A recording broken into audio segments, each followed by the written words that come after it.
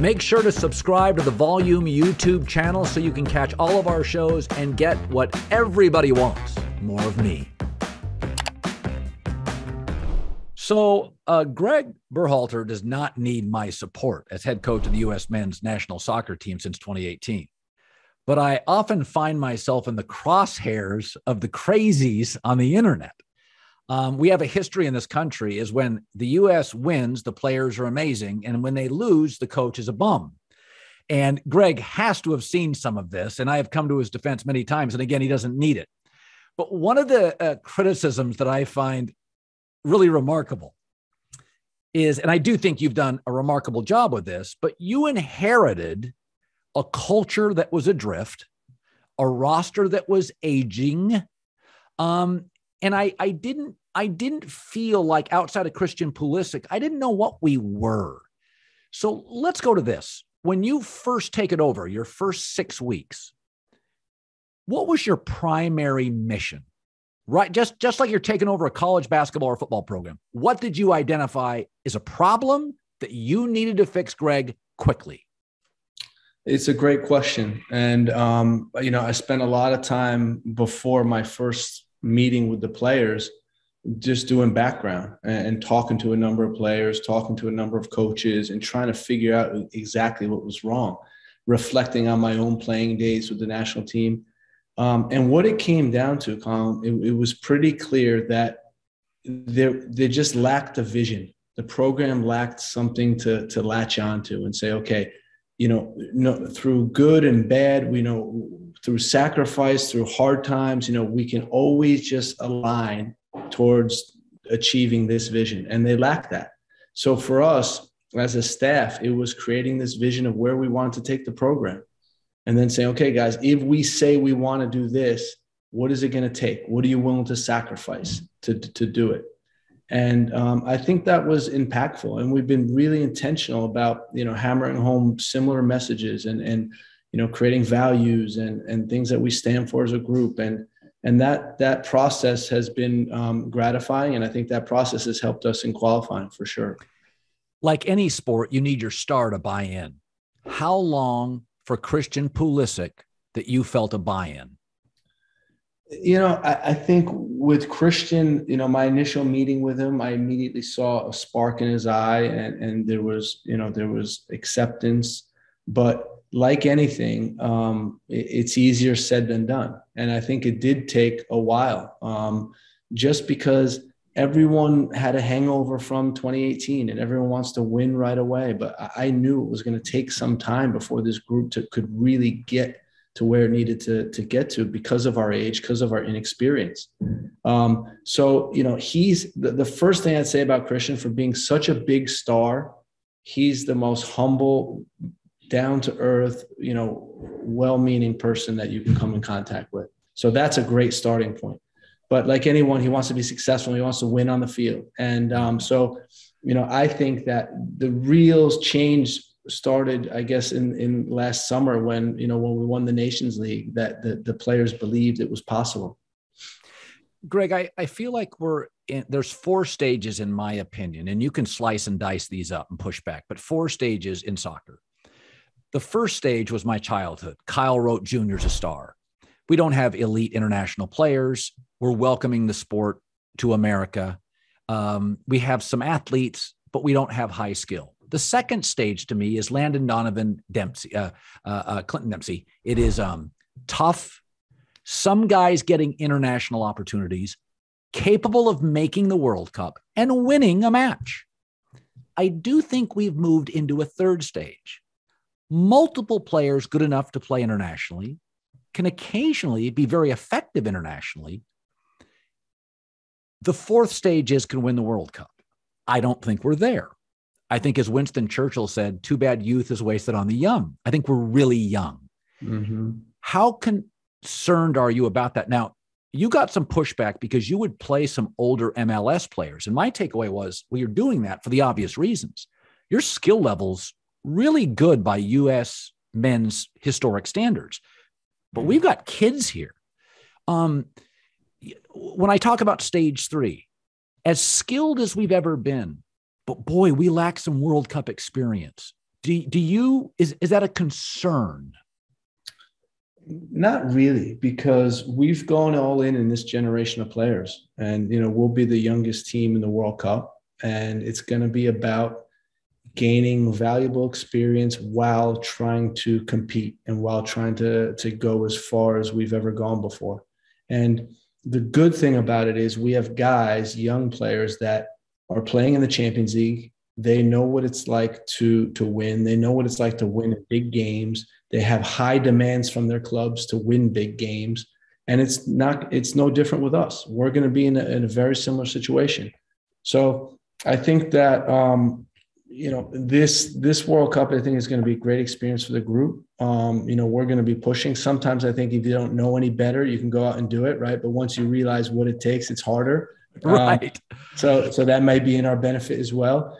But, it's going to be fun. It's going to be exciting for sure.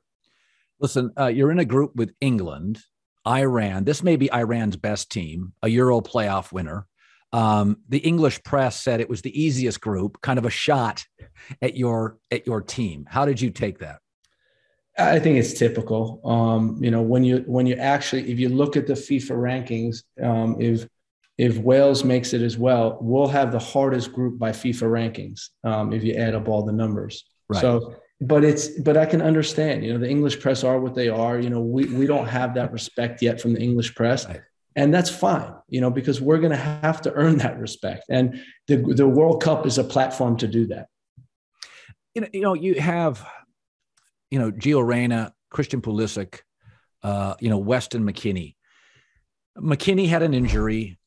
I know a handful of people in the soccer press here in the States, but I'm going to rely on you on this. As somebody who watches from outside the bubble, sometimes my interpretation of Weston McKennie is he is viewed as more difficult.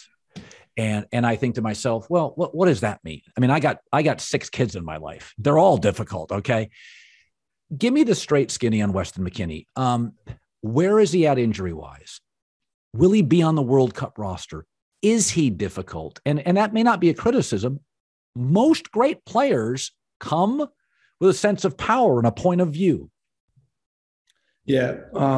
So Weston, barring any re-injury, he has a very good chance to be on the World Cup team. He's an absolute star.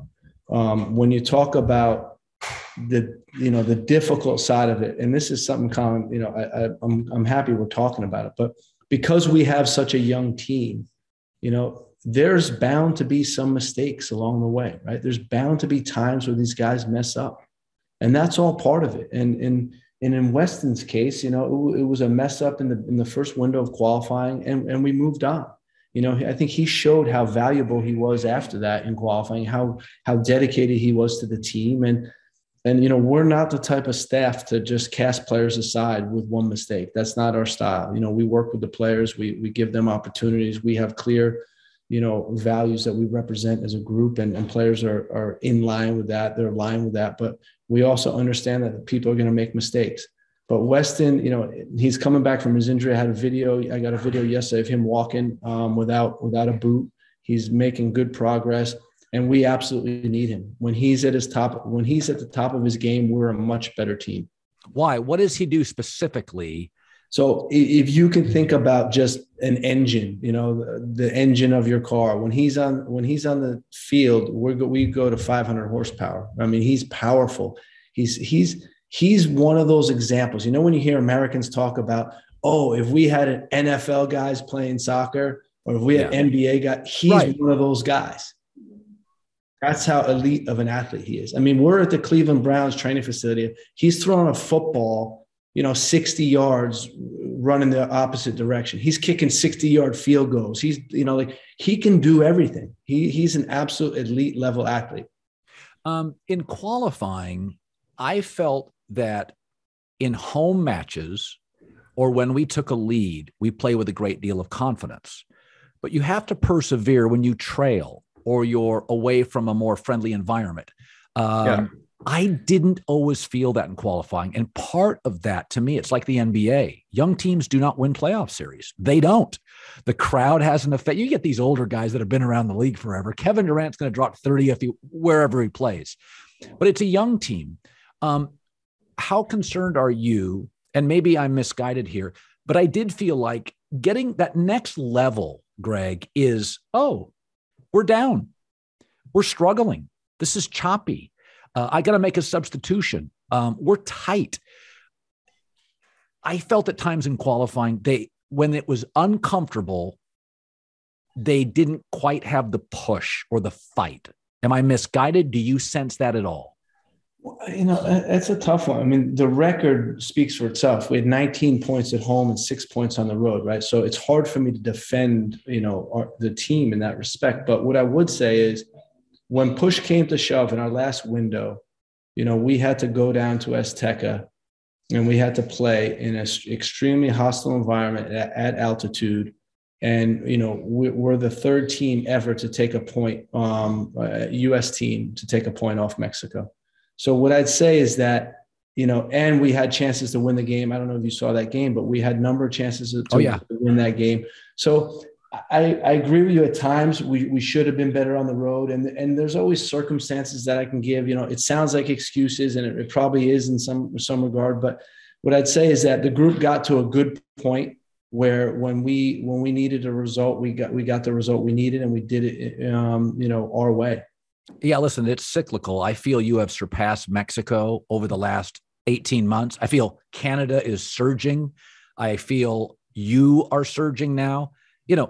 We saw this with Germany. They got old fast. We've seen this with England. What can you do, Gregg? So you qualify, you feel good, you cross your fingers on health. Can the team get better from today until the World Cup? How do you tweak it going forward? Yeah, absolutely. We have 6 more games before the World Cup. 4 of them are going to be against opponents that we picked specifically because of the World Cup, that we could meet, style of play similar to what we're going to see in the World Cup. But it's just time together. Again, so if you think about between now and the World Cup, there's about 8 months left. And so we have young players who are going to develop in those 8 months, right? They're at their clubs. They're going to keep improving in those 8 months, and we're going to be together for 6 games, and that's going to make an impact as well.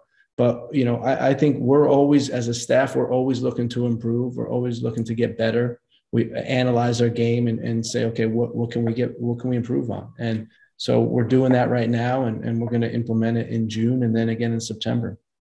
Gregg, 20 years ago, you played on the national team, made the deepest run in the quarterfinals, and you lost, if I recall, to a German team that ended up in the finals. Am I right on that? Yep. Take me to that team.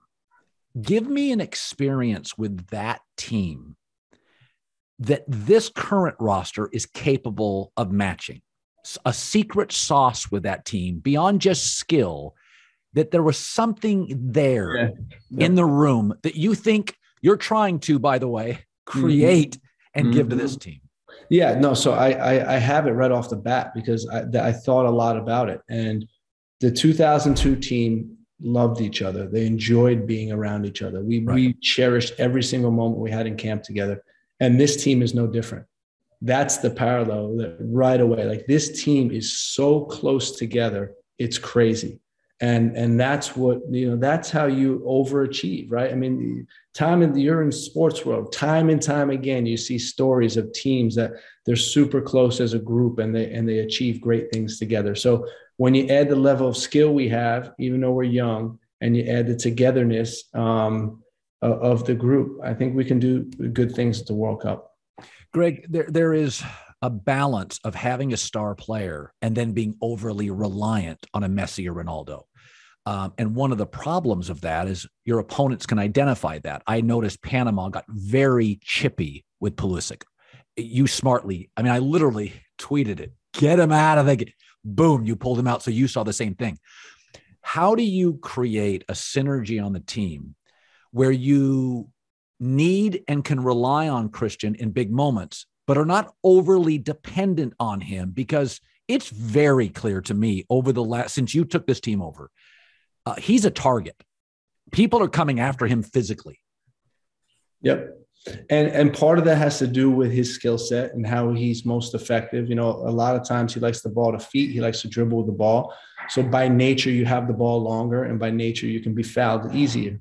But with him in particular, it's just us understanding the team, the coaches and his teammates understanding what makes him special and then utilizing him in that way. He's very good at arriving in the penalty box. He's very good at scoring goals when he does. Yeah. And that's what we need to focus on. And I think, and then him understanding that there's no extra pressure on him to do more. He just needs to be himself because that's good enough for us. And I think once he comes to that realization, and then his teammates know how to utilize him in the best possible way, he's gonna shine for us.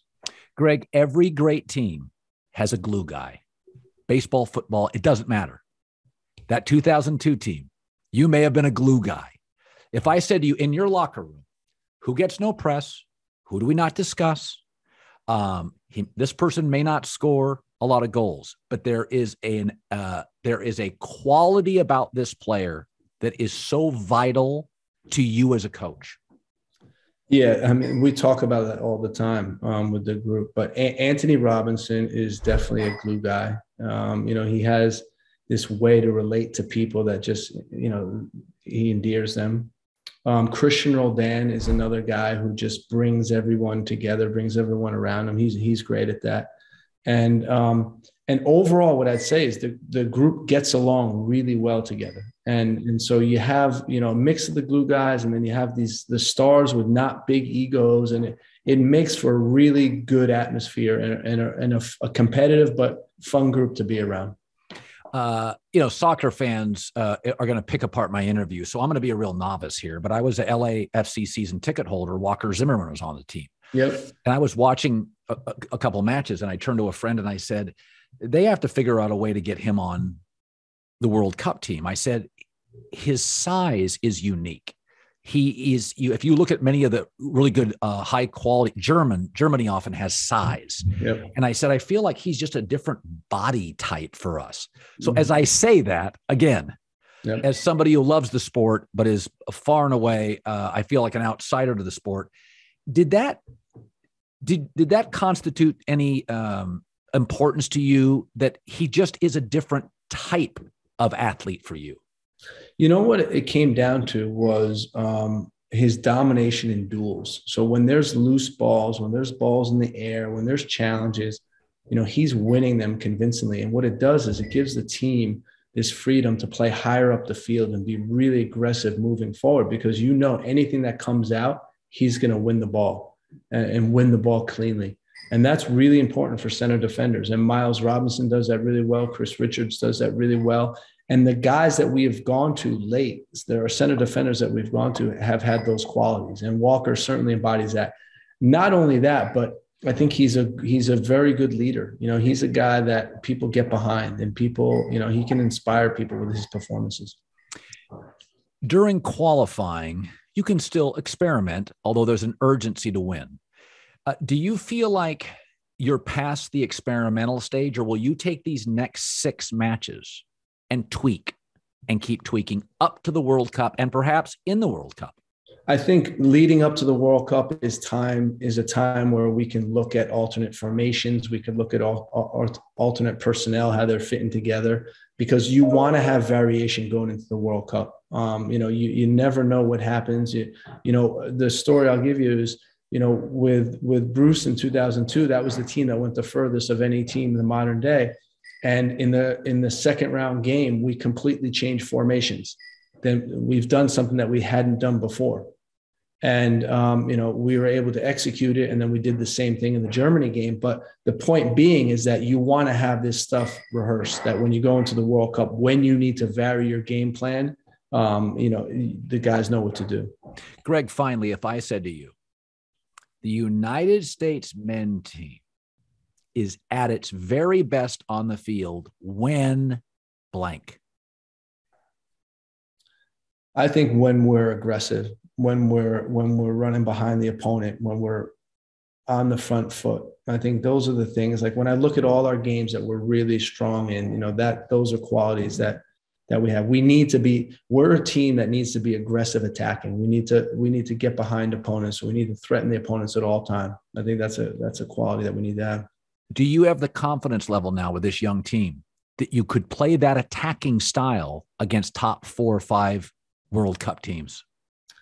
That's a good question. That's a good question. You can get burned very quick. Yeah. No, I think it's something where, you need, I think in any type of top level international soccer, you need to be balanced. There needs to be you need to control the transition moments, right? When you lose the ball, you need to be able to control, right? And when you win the ball, you need to be able to control that moment that you can attack right away. So that's really important in international soccer. And for us, it's still something we're getting better in, we're improving in. But the top 4 in soccer is a high level, for sure. But on any given day, that's why you play the game, because they need to show up and we need to show up. What a pleasure, Gregg. Thank you so much for time. I love this. Thanks for having me. It's great talking to you.